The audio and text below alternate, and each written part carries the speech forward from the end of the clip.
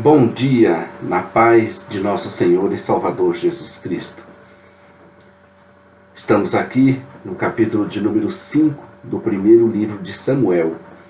Um capítulo bem curto, 12 versículos. Nele veremos uma história um pouco desagradável para aquele povo.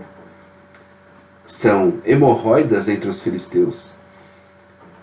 E muito interessante esse capítulo. Apoie sua Bíblia, faça uma leitura prévia dele, antes de nos ouvir. Também entre no nosso blog site, veja o conteúdo escrito dessa narrativa. Nós estamos vendo, até como já dissemos, esta breve introdução que nós fazemos sempre, ela irá nos acompanhar até o capítulo 7, quando então finalizaremos a primeira parte da nossa divisão dos livros de 1 e 2 Samuel. Nós juntamos os dois livros de Samuel. Ao fazer um contraste, repare bem, entre Eli e seus filhos e Samuel, o escritor explicou como e por que Deus rejeitou a casa de Eli no serviço sacerdotal e exaltou Samuel como líder de Israel.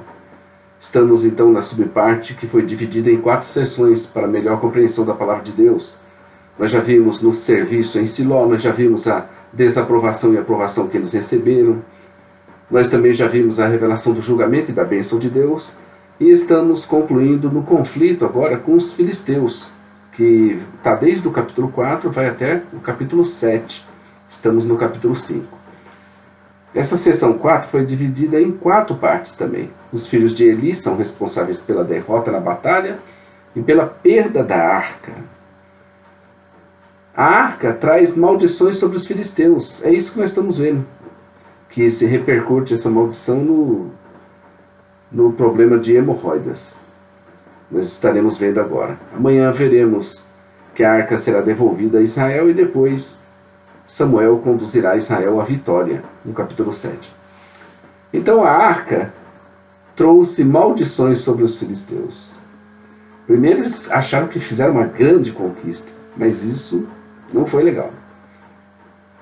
Os filhos de Israel tinham sido derrotados pelos filisteus.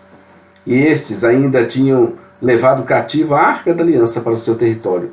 E eles colocaram ela junto ao seu deus Dagon, aquela estátua grande, enorme, como um troféu, como se fosse um troféu dos deuses conquistado e como sinal da grande bênção de Dagon aos filisteus. Eli e seus filhos, Ofni e Finéias, tinham sido mortos nessa tomada dos filisteus. E a Finéias tinha nascido um filho, pois sua mulher estava grávida e perto de dar à luz, quando toda a tragédia caiu sobre sua casa. O filho nascido recebeu o nome de Icabô, representando que a glória do Senhor tinha sido abandonada de Israel. Foi uma referência à tomada da Arca da Aliança. Realmente um dia muito triste e trágico para a nação de Israel. E para os inimigos um dia de grande festa. E eles comemoraram muito aquela conquista. E eles deixaram a arca junto com o seu Deus e foram todos dormir. Ao amanhecer, o que aconteceu? Dagon tinha caído e estava junto à arca como se inclinado diante dela. Aqui estava a arca, que Dagon, uma estátua enorme, a arca aqui, e Dagon assim todo inclinado, como se tivesse sido inclinado diante da arca.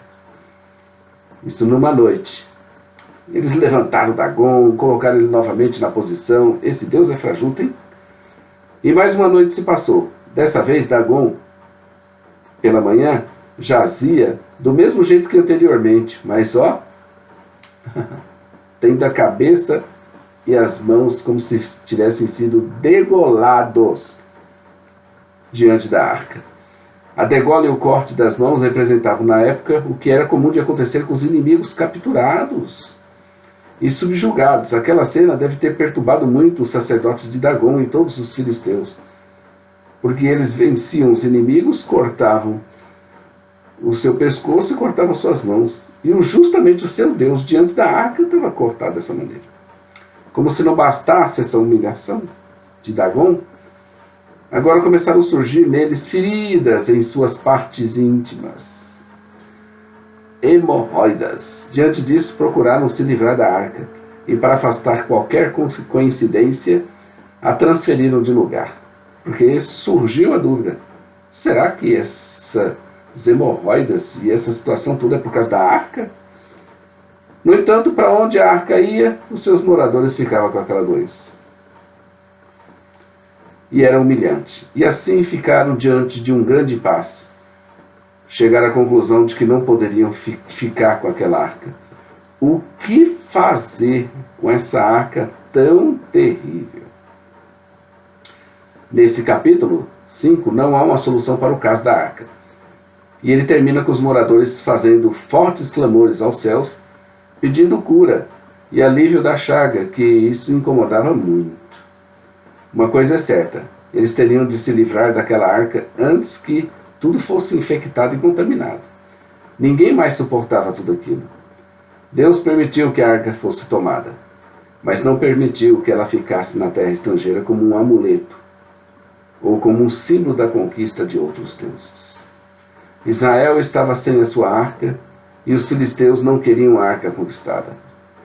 Os filisteus faziam parte dos povos que ocupavam a terra, que deveriam ter sido exterminados por causa do juízo divino sobre eles.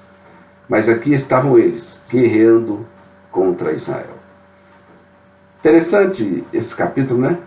Temos muito a aprender. Bom também para trazer uma palavra de pregação. Então, meus queridos, esse foi o capítulo 5. Amanhã estaremos aqui com o capítulo 6, onde veremos que essa arca será devolvida. E não vai ser devolvida de qualquer jeito, não. Vai ser de um jeito, assim, especial e cheio de provas. Muito interessante. Todos os dias aqui. Curte nosso vídeo, inscreva-se no nosso canal, por favor. Compartilhe, divulgue. Entre na nossa loja, ossemeadores.com.br. Conheça nosso blog site jamaisdesista.com.br. Tem material, bastante lá, material para você estudar muito. E estamos aí. Maranata, ora vem, Senhor Jesus. Queridos, um bom dia na presença de Deus. Fica com Deus.